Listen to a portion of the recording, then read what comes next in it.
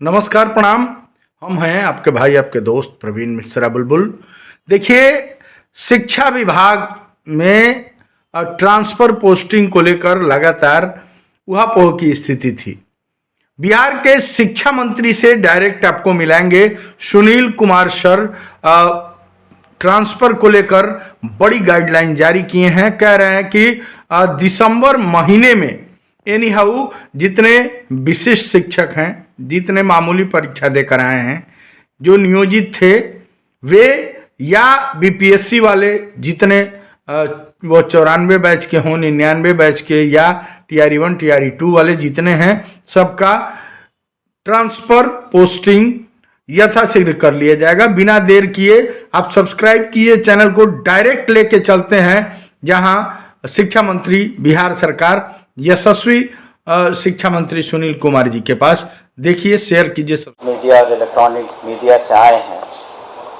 आप लोगों का आज बुलाने का कारण और वजह यह है कि कई दिनों से ये सवाल उठ रहे थे कि शांतरण नीति जो ट्रांसफ़र पॉलिसी है शिक्षा विभाग की क्या होगी। तो इस पर हम लोगों ने काफ़ी व्यापक विचार विमर्श किया। जो शिक्षकों ने अपने पिटिशन्स दिए, जो जनप्रतिनिधि हैं, उन लोगों से हम लोगों ने वार्ता की। और जिलों में हम लोग जब भ्रमण के लिए गए, हम भी गए, हमारे पदाधिकारी गए, तो उस वक्त हमें जो फीडबैक मिला, तो कुल मिलाकर के हम लोगों ने उसके बाद एक पॉलिसी बनाई और पॉलिसी को यथासंभव हम लोगों ने बहुत ही उदार रखने का काम किया है, ताकि जो भी शिक्षक हैं हमारे,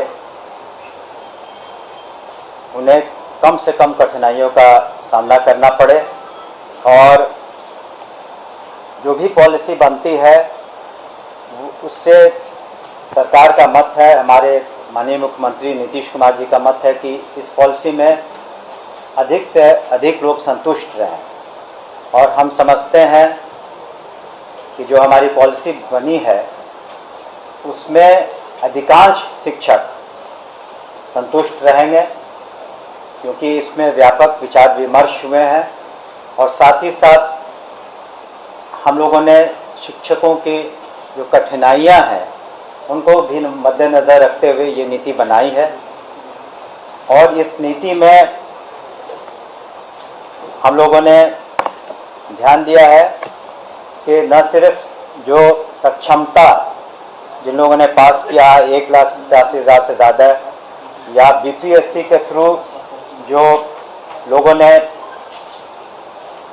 परीक्षाएं पास की हैं और जो ज्वाइनिंग किया है 2.25 लाख से ज़्यादा, या कुछ और लोग हैं जो पुराने शिक्षक हैं 1995 के कमीशन पर, तो सभी लोग अपना इसमें पिटिशन्स दे सकते हैं। एक समय सीमा हम लोग निर्धारित करेंगे और एजुकेशन डिपार्टमेंट के पोर्टल पर उसको अपलोड करेंगे। और हम लोग उसमें उन लोगों को 10 ऑप्शन देंगे, शिक्षकों को 10 ऑप्शन देंगे, काफ़ी ऑप्शन देंगे। 1 2 3 4 5 6 7 8 9 10 ऑप्शंस रहेंगे उनके पास। और यथासंभव हम लोगों ने कोशिश किया है कि जो शिक्षक हैं अपने ही ज़िले में रहें। पहली बात तो ये है कि अपने ही ज़िले में रहें ताकि उनको सुविधा हो अपने ही ज़िले में।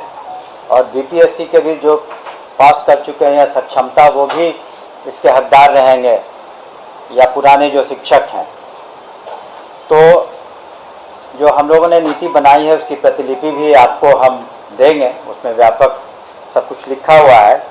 लेकिन हम लोगों ने यह ध्यान रखा है सबसे पहले कि अगर किसी को असाध्य रोग हो, या गंभीर बीमारी हो, या फिर दिव्यांगता के कारण, या फिर मानसिक कोई समस्या हो, तो इन सबों को हम लोग काफ़ी उच्च प्राथमिकता देंगे।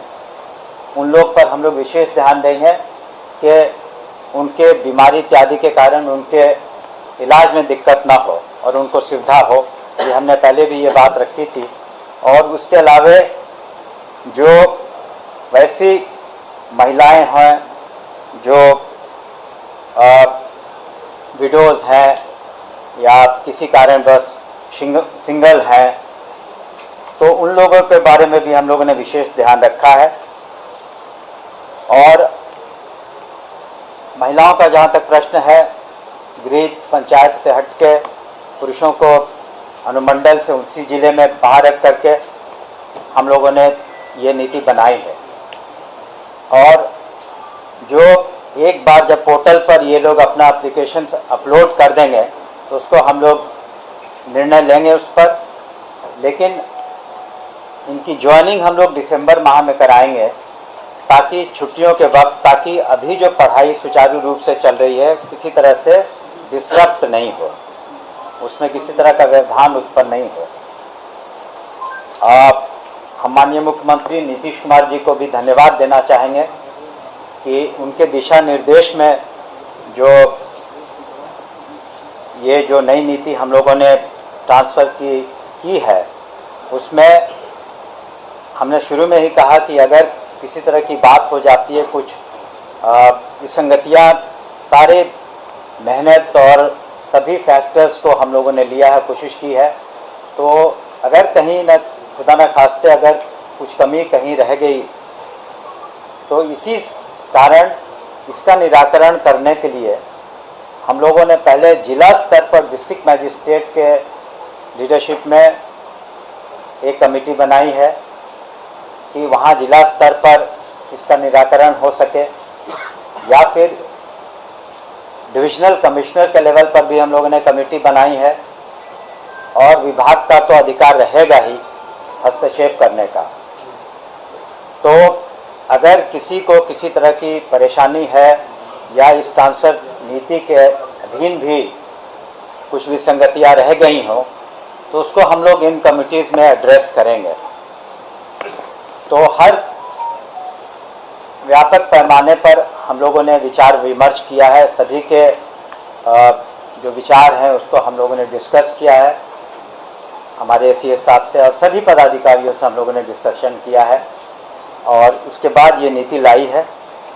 लेकिन एक बार जब उनकी नियुक्तियां, जो प्रोसेस चल रहा है, खास करके जो नियोजित शिक्षक हैं, उनके काउंसलिंग के बाद उन्हें नियुक्ति पत्र भी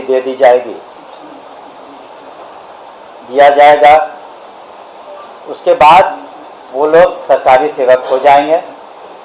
लेकिन उनसे भी हम अपेक्षा करेंगे, विभाग करेगा, सरकार करेगा, माननीय मुख्यमंत्री जी भी करेंगे कि अब आप सरकारी सेवक हो गए हैं तो बिल्कुल डिसिप्लिन के तहत उन्हें रहना होगा। उन्हें फ़ायदे भी हैं जो एक सरकारी सेवक को होता है, पोस्ट रिटायरमेंट या